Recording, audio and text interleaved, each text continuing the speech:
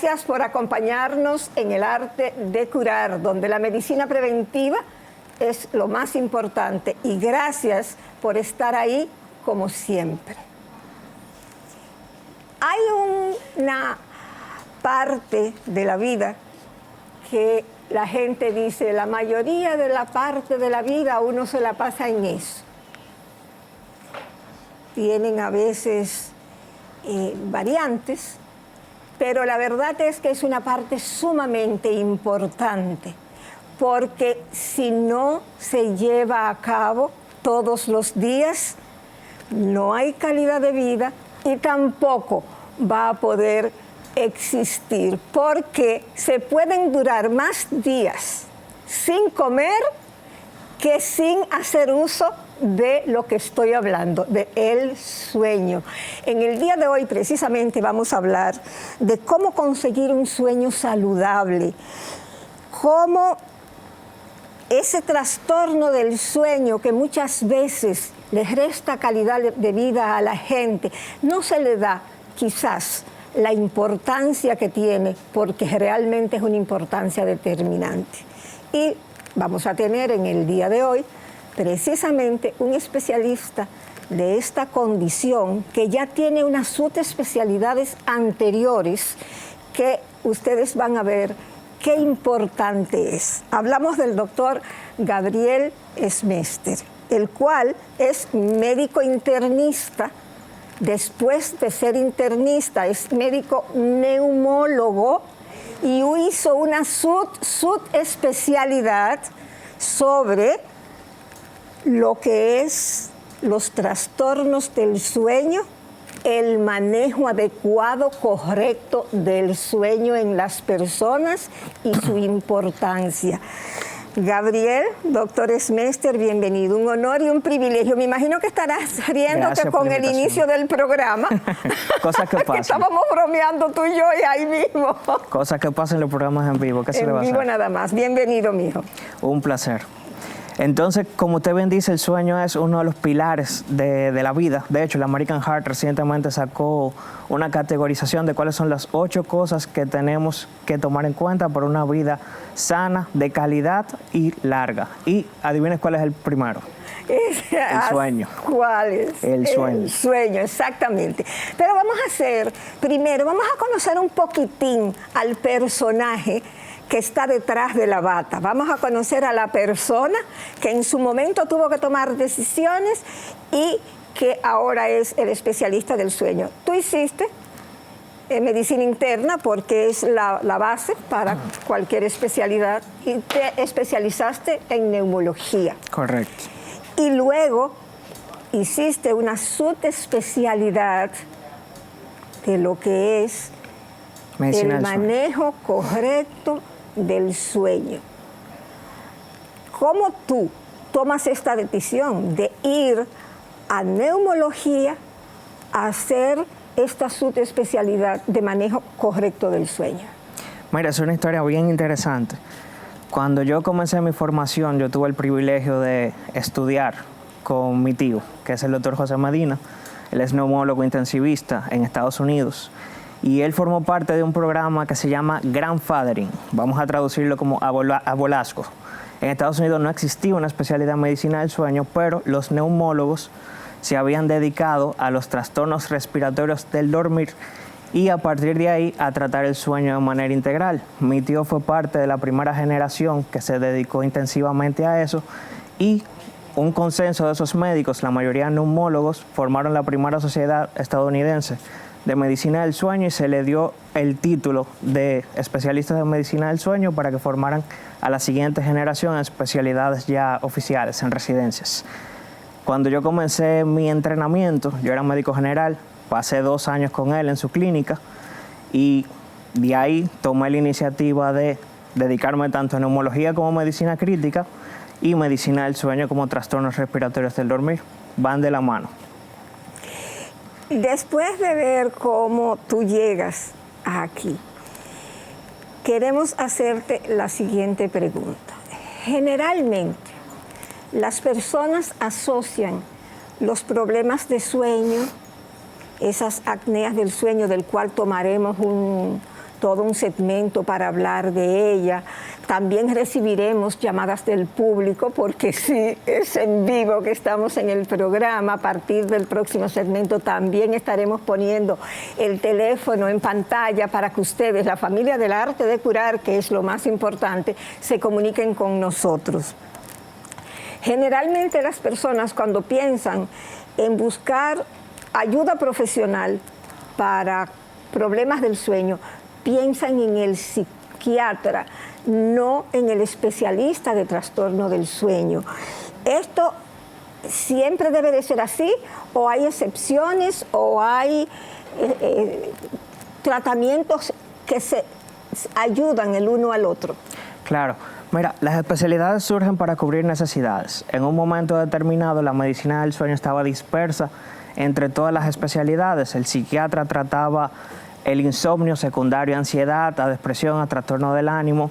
El neumólogo trataba los trastornos respiratorios del dormir. El neurólogo tenía su rol, el médico internista tenía su rol, y surgió la necesidad de que hubiera un especialista integrativo que tratara la medicina del sueño como un todo. Definitivamente el entrenamiento del psiquiatra abarca muchos trastornos del dormir, especialmente el insomnio, y la farmacoterapia que manejan también es pilar en el tratamiento del mismo. Su formación es más que adecuada, pero ya existe el médico integrativo, que es el especialista en medicina del sueño, que puede abarcarlo de una manera más llana y más integral, siempre ayudado de subespecialistas en el momento en que sea requerido. O sea que es un equipo. Exacto. Como todo, porque en la medicina 2 y 2 no siempre son 4. Es correcto. Estamos aquí conversando con el doctor Gabriel Smester, el cual es, además de internista, neumólogo, especialista en los trastornos del sueño, aquí en el arte de curar en vivo. Después de la primera pregunta de este segmento, cuando regresemos después de la pausa, vamos a tener abiertos los micrófonos para que ustedes, la familia del arte de curar, puedan comunicarse con nosotros. No se vayan, regresamos después de la pausa con el doctor Smester, por favor.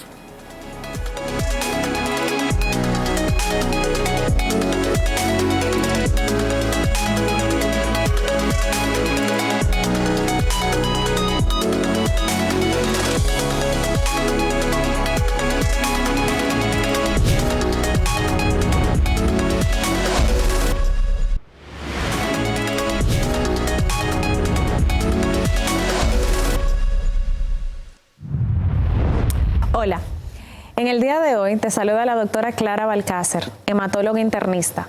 Quisiera conversar un poco sobre lo que es una de las consultas más frecuentes en hematología.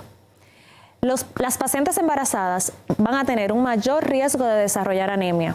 Esa anemia es multifactorial muchas veces y la causa principal es asociada a deficiencias de alguna vitamina. Ya puede ser hierro, ácido fólico o vitamina B12. Tiene muchas complicaciones a la hora de no ofrecer un tratamiento oportuno. Por ende, busca ayuda a tiempo para poder ofrecerte un diagnóstico y un tratamiento adecuado.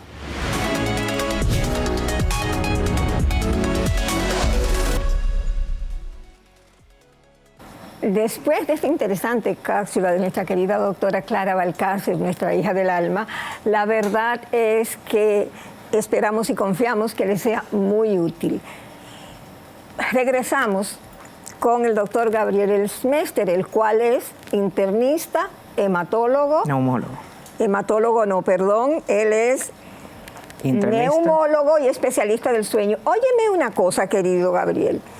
Además de todos los papeles y los trámites legales del lugar, en República Dominicana se necesita algo más para poder ejercer como especialista de los trastornos del sueño. Sí, excelente pregunta. En República Dominicana todavía no tenemos una escuela formal de medicina del sueño, una residencia. Nosotros estamos en esa etapa en la que estaba mi tío que te comenté en Estados Unidos de abuelasco. los médicos que la ejercemos estamos en consenso tratando de abrir la sociedad para eventualmente abrir una escuela formal. La incursión de medicina del sueño en República Dominicana, realmente tendríamos que mencionar otro de mis privilegios de vida, mi maestro de tanto medicina interna, neumología, medicina crítica y medicina del sueño, el doctor Jorge Martevaz, que fue uno de los pioneros que la trajo al país y el que comenzó a hablar de eso en el país. Gracias a él tenemos ya establecida la medicina del sueño, pero lo que necesita un médico en este punto de la formación para ejercer medicina del sueño en la República Dominicana es una especialidad base que toque los trastornos del sueño, ya sea neumología, neurología, psiquiatría, medicina interna. Y a partir de ahí comenzar a enfocar su formación en medicina del sueño. Ya cuando haga esto, si se une al círculo que estamos creando de personas que nos establecemos en esta área, formaremos la sociedad y eventualmente una posible residencia. Eso es sumamente importante porque, señores, miren, yo les voy a dar un dato que creo que es sumamente interesante en este caso para el tema que estamos tratando. La falta de sueño, la privación de sueño es algo tan importante y afecta tanto a los seres humanos y a su cerebro que durante mucho tiempo, en épocas más oscuras pasadas, la privación del sueño se usaba como tortura. Era algo que conversábamos, Gabriel y yo, fuera de cámara. En vista de eso, ¿cómo la falta de sueño afecta la salud en términos general de un ser humano? De manera integral afecta absolutamente todos los órganos, comenzando por el cerebro.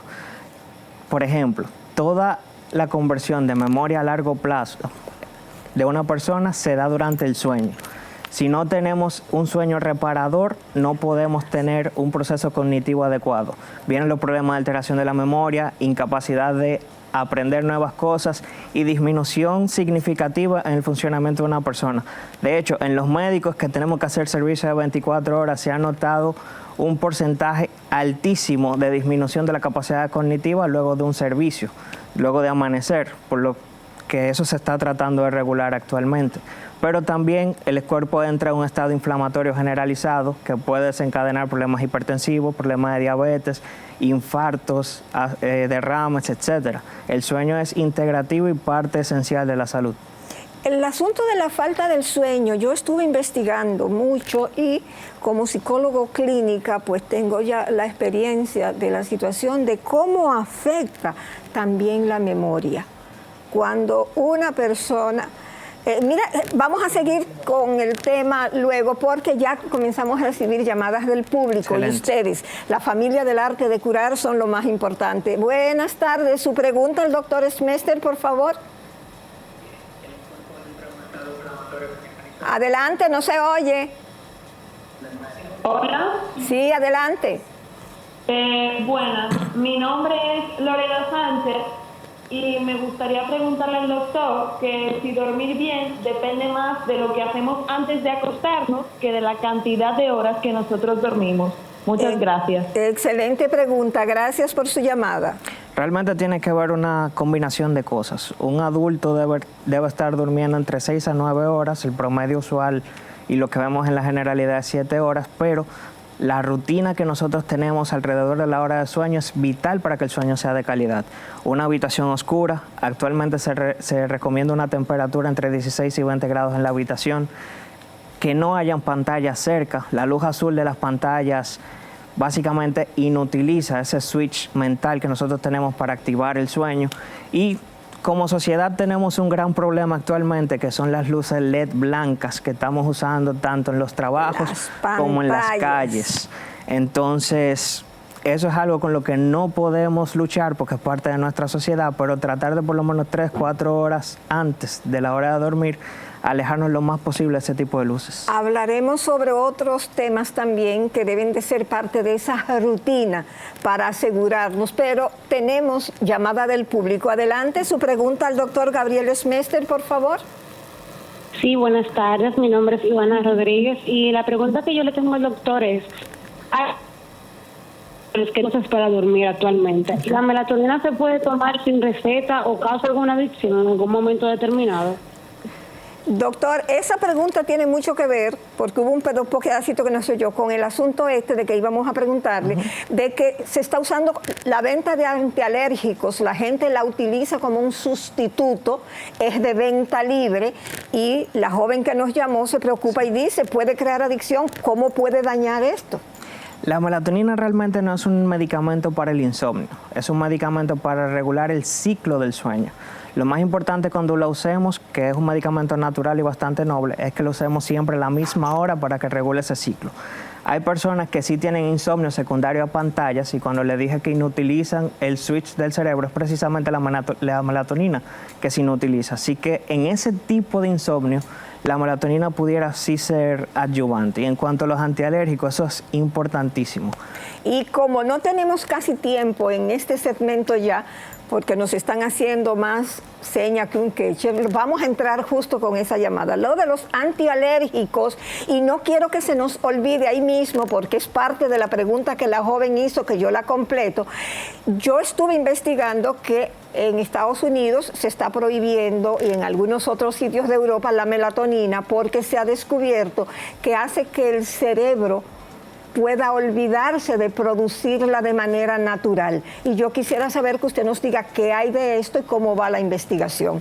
No se vayan, regresamos con el doctor Gabriel Smester, el cual está conversando con nosotros sobre todo lo que debemos de saber para garantizarnos un sueño que nos dé calidad de vida. No se vayan, el arte de curar regresa en unos minutos.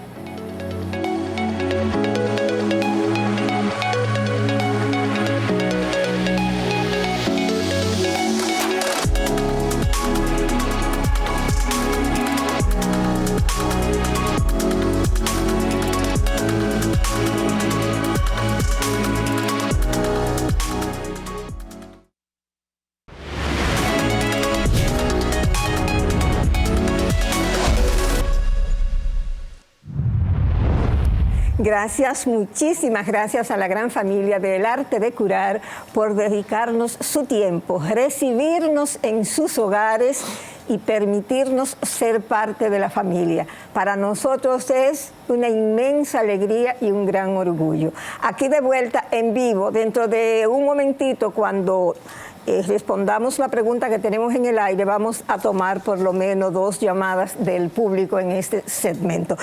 Gabriel, dejamos una pregunta a medio contestar. El asunto de la melatonina.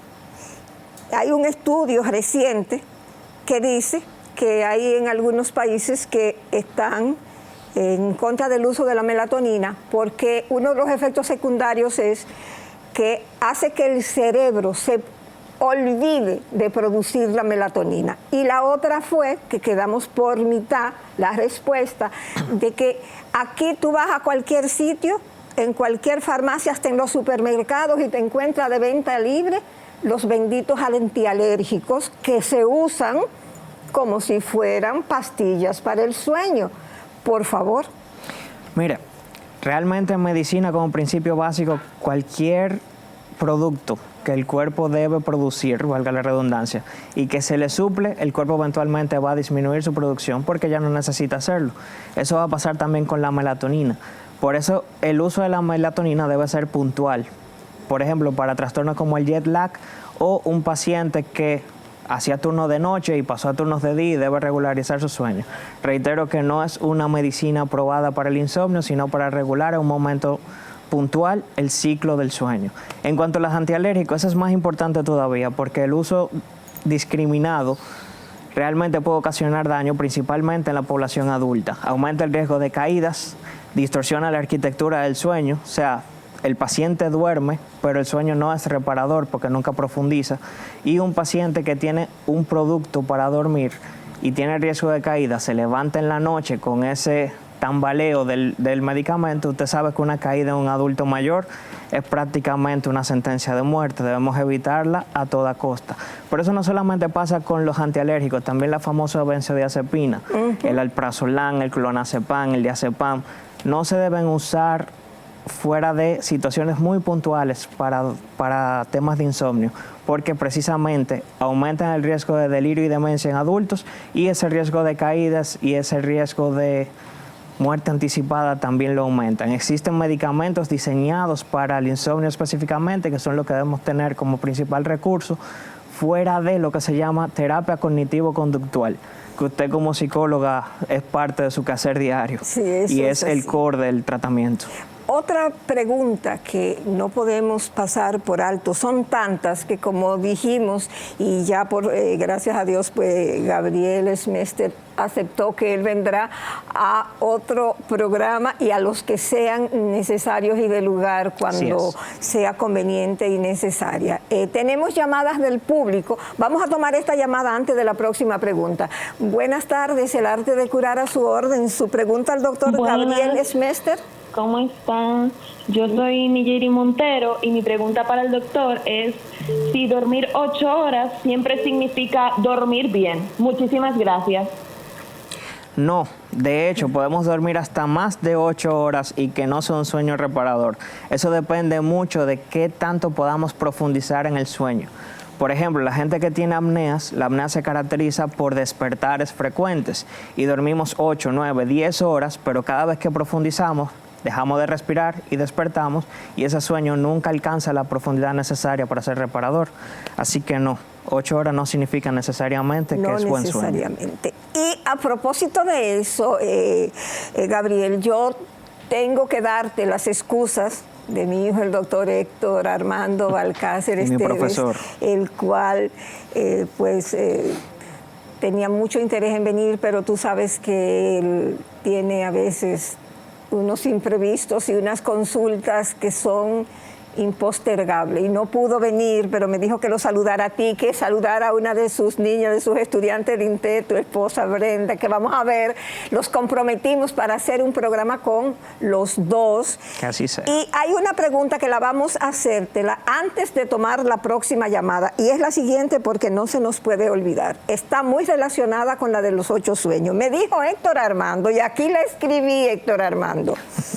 Pregúntale a Gabriel, ¿por qué en ocasiones yo duermo, pero amanezco al día siguiente como si me hubiese pasado un camión por encima? Palabras textuales. Bueno, lo principal que debemos hacer con su hijo es un estudio del sueño, que me llame para programarlo. Pero su hijo, que tiene un poquito de sobrepeso, es bueno mencionarlo, porque el sobrepeso es una de las condiciones principales que desencadenan la apnea del sueño. Y como les mencionaba, si se da la apnea del sueño y estamos en me duermo, me despierto, me duermo, me despierto, no importa la cantidad de horas que logremos, ese sueño no va a ser reparador, y de hecho nos vamos a levantar más cansados de lo que nos acostamos. Alabado, oye, Héctor Armando, pero doctor, él está bastante delgadito ahora, de verdad, puede creerme, bueno. Usted lo verá. Vamos a seguir tomando llamadas del público para el doctor Gabriel Smester. Su pregunta, por favor. Sí, buenas tardes. Buenas. Sí, bendecida tarde. Primero felicitarle por excelente programa que ustedes tienen todos los días a las 4 de la tarde. Y mi pregunta es la siguiente. Yo me acuesto a las 11 de la noche, pero me despierto a orinar a las 2. Me duermo a las 2 hasta las 7 de la mañana. ¿Estoy durmiendo correctamente? Doctor, antes de responder, señora, muchísimas gracias por sus palabras. La verdad que es un honor, un privilegio para nosotros, y le agradecemos que por favor cualquier sugerencia, cualquier idea, pregunta que ustedes tengan, háganla, porque este es su programa y ustedes son lo más importante. Así que muchísimas gracias. Por favor, una pregunta muy buena. Sería bueno saber su edad, porque a medida que vamos envejeciendo se hace más frecuente la necesidad de ir al baño después de que nos acostamos, pero por lo que ella menciona, de 11 a 2 y luego de 2 a 7 de la mañana, dijo. A 7. Es una cantidad de horas bastante prudente. Si ella se levanta descansada y el tiempo que dura para recuperar el sueño luego de que vuelve a la cama cuando hace pipí no es excesivo, yo entiendo que sí, que es una buena noche de sueño. Una pregunta que es sumamente interesante y que realmente me la encontré en cualquier información que estuviera buscando para el programa. La pregunta es la siguiente, Gabriel. La cantidad de sueño que necesita una persona depende de la edad, del ciclo de vida que esté viviendo esa persona. Y otra cosa, tú hablaste también de que hay condiciones. También el sexo, además de la edad, puede incluirse en esas condiciones. Es correcto, la diferencia en sexo existe, pero no es tan significativa, pero la edad sí es muy marcada. De hecho, los adolescentes pueden necesitar dormir incluso hasta 10 horas. Y lo que se considera óptimo para iniciar el día de un adolescente es alrededor de las 10 de la mañana. El horario de la escuela está establecido a favor de los padres, no de los adolescentes. No me mate nadie por ese comentario, pero bueno, es la realidad. En los envejecientes que esto es más importante, porque a veces creemos que hay un problema que no es tal. A medida que vamos aumentando nuestro tiempo en la Tierra, el sueño se fragmenta y se hace más corto. Un adulto mayor puede necesitar dormir entre 5 y 6 horas y son horas fragmentadas. Por ejemplo, 2 por acá, 2 por allá. Y a veces entendemos que hay un problema que no hay y medicamos sin necesidad y viene todos los efectos secundarios y todo lo que hablé anteriormente, el riesgo de caída, demencia, etcétera, en ese adulto mayor sin haber realmente un problema. O sea que es una situación que es propia de su condición y su ciclo de vida.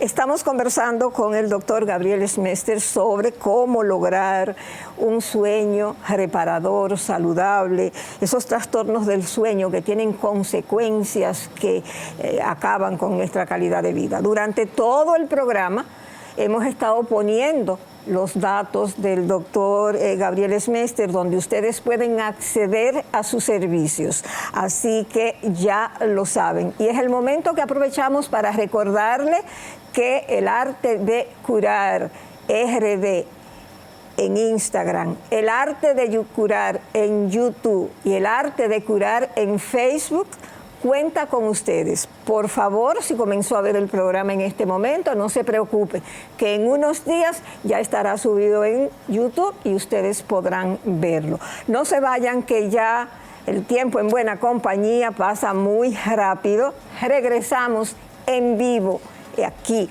en el arte de curar después de la pausa.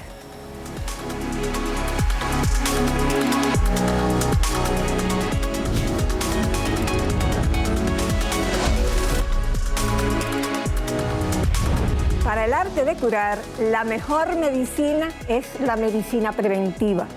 Tomar medidas a tiempo para asegurar tu calidad de vida y la de tu familia. Consulta con tus médicos a tiempo y no vas a tener que lamentar. Vamos a ir al médico cuando sea necesario y vamos a tomar las medidas para tener una mejor calidad de vida. No te pierdas el arte de curar, el cual está todos los días, de lunes a viernes a las 4 de la tarde en tu televisión pública, Radio Televisión Dominicana, nuestro canal nacional.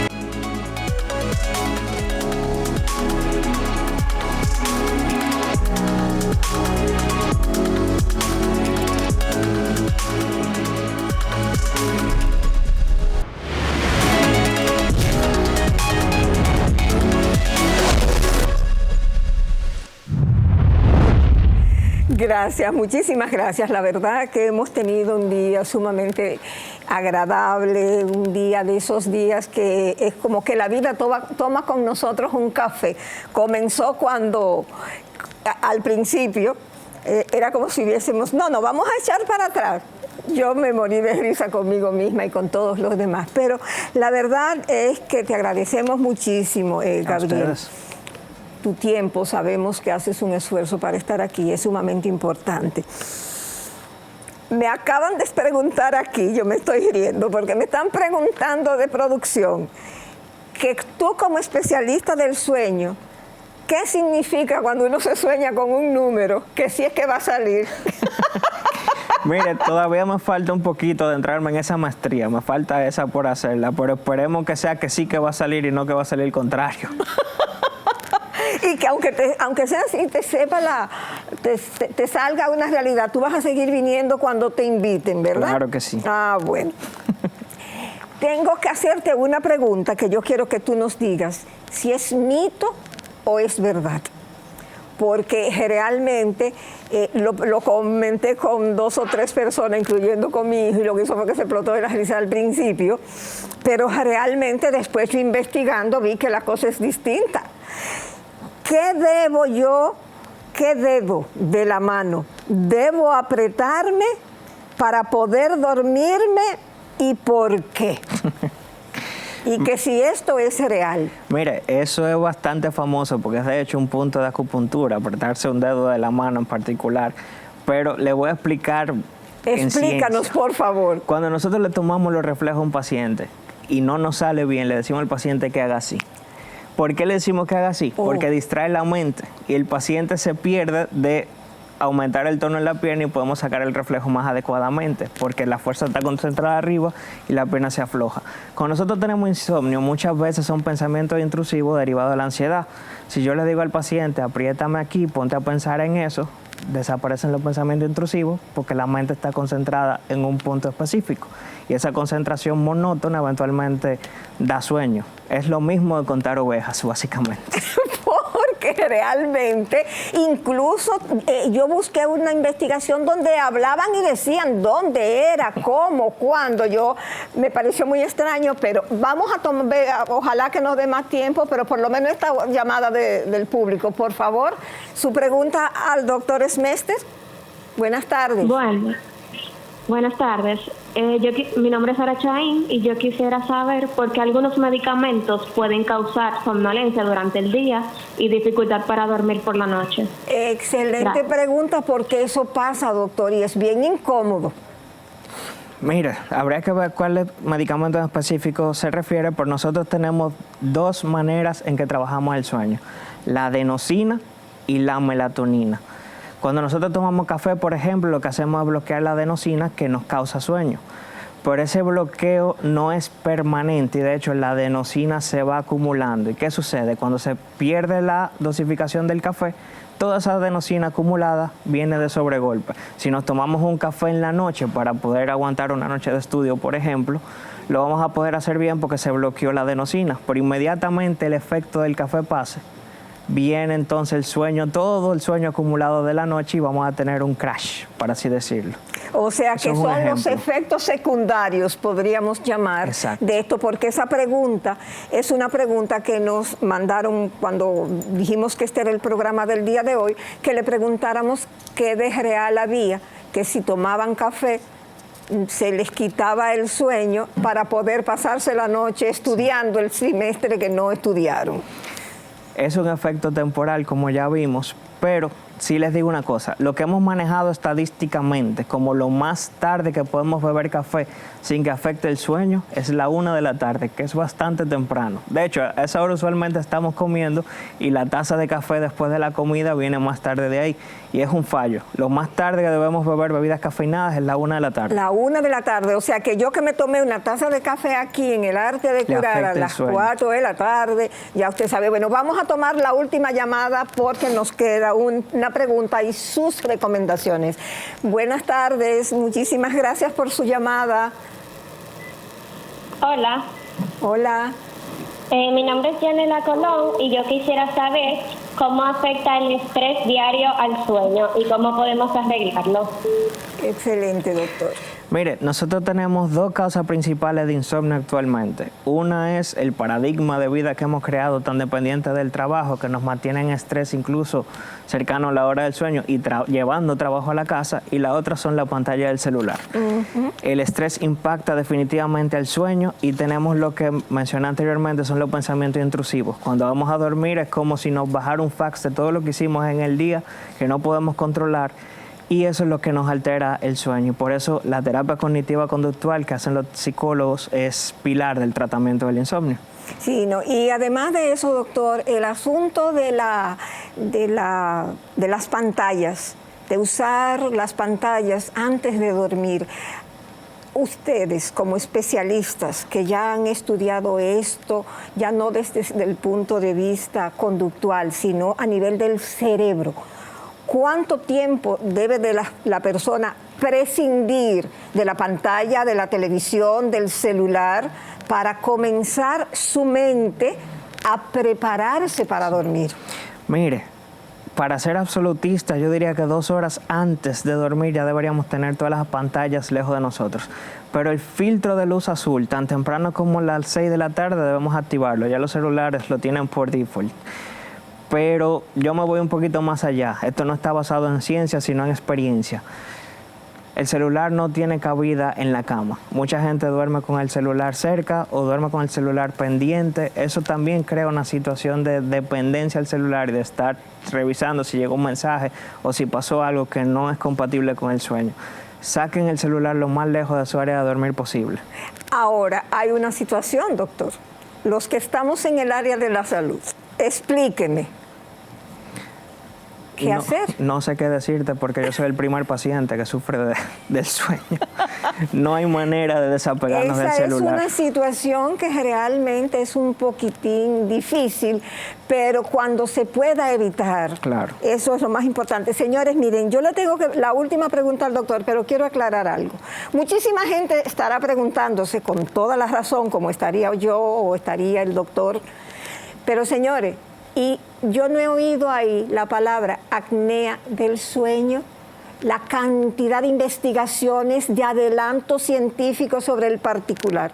El doctor y yo decidimos que se iba a hacer un programa sobre la apnea del sueño, porque en vista de todas las cosas que se van a quedar, ese tema es un tema sumamente largo. Así es. Y que amerita de un programa, o sea que ya ustedes lo saben, ese es el próximo programa que vamos a hacer con el doctor Smester, el de la apnea del sueño. Pero yo quiero, antes de sus recomendaciones, doctor Smester, Gabriel, preguntarte lo siguiente. Nosotros, los adolescentes reciclados, porque ya no hay adultos mayores, nada que ver. Los adolescentes reciclados, una de las cosas que el cerebro comienza como a olvidarse es a tomar agua. Por favor, para que estemos bien claros, uno tiene que recordarse a sí mismo el asunto del agua, buscar mecanismos de tomar agua y el asunto del sueño. Entonces, en estos casos, a mí me gustaría que usted nos dijera, exclusivamente los adultos mayores, ¿hay que medicarse o se pueden buscar otras alternativas? Mira, en los adultos mayores la medicación del sueño tiene riesgos elevadísimos y lo primero que tenemos que hacer es ver si realmente hay un problema. Por eso yo recomiendo antes de poner cualquier medicación, y aquí sí voy a ser un poco categórico y quizás se me vaya la diplomacia, no es el geriatra que debe manejar el sueño en un paciente, un adulto mayor, debe ser, perdón, en un adolescente reciclado. Exacto. Debe ser un especialista en medicina del sueño, porque los riesgos son mayores. Y identificar si realmente hay un problema. Como le dije anteriormente, el sueño se fragmenta en la última etapa de la vida y no es raro que un paciente duerma 2 o 3 horas en la noche, 2 horas en la mañana, un par de horas en la tarde y que sea la normalidad para ese paciente. Y si nosotros agregamos un medicamento y ese paciente somnoliento se cae, se fractura la cadera, ya usted sabe el problema que trae eso. Si ese paciente está en un cuadro incipiente de Alzheimer, por ejemplo, y le ponemos una benzodiazepina, ese cuadro se puede exacerbar y venir con todos los problemas que eso desencadena. No es prudente medicar a un adulto mayor sin una consejería adecuada de un especialista en el área. O sea que debe de ir no el geriatra, sino que debe de ir específicamente donde el especialista del sueño, correcto, independientemente de cualquier cosa. Y si ese adolescente reciclado, por ejemplo, no tiene todavía avisos de que tenga problema o trastorno para caminar y que esté bien, el estilo de vida que usted les recomienda, doctor, eso es sumamente importante, su estilo de vida, porque definitivamente somos lo que comemos. Sí. Eso, por ejemplo, comenzar con el asunto de la dieta. que no sé por qué a ese grupo de adolescentes reciclados como que nunca le había gustado el azúcar y ahora como que le está gustando mucho con demasiado. Díganos. Mire, una de las cosas que tenemos que tener presente es que llegado a un punto de la edad, ya el adulto cumplió y debemos darle un poquito de flexibilidad y ser los hijos los que nos encarguemos de que las cosas vayan bien. ¿Qué quiero decir con eso? Quitarle el estrés. Si le quitamos el estrés de vida y nos hacemos responsables nosotros, los hijos, de nuestra propia vida, el adulto mayor va a poder dormir más fácilmente. Pero como le dije anteriormente, lo más importante es primero educarlo a él, que sepa cómo va variando el sueño a medida que van envejeciendo, para que tampoco se asusten cuando dentro de las horas normales de sueño ellos no logren conciliarlo, y que sepan que es parte del proceso, no se asusten, no haya problemas. Pero también reducir esa carga de estrés, reducir la carga de pantallas, mantenerlos en movimiento. El movimiento es principal predictor de la calidad de vida en el final de la vida. El ejercicio lo va a ayudar a dormir mejor, lo va a mantener sociables. Básicamente eso. Y aislamiento social también es un predictor de mala calidad de vida al final. Yeah. Así que mientras más movimiento tengamos y más sociabilidad, mejor calidad de sueño y mejor calidad de vida. Así que, doctor, 30 segundos. Sus recomendaciones generales a todas las edades de la vida para el asunto desde el principio, comenzar a sentar las bases, porque el hábito no hace al monje, pero lo identifica. Así es. Vamos a comenzar desde pequeño a ir formando esos hábitos. ¿Cuáles son lo que usted les recomienda a la gran familia del arte de curar?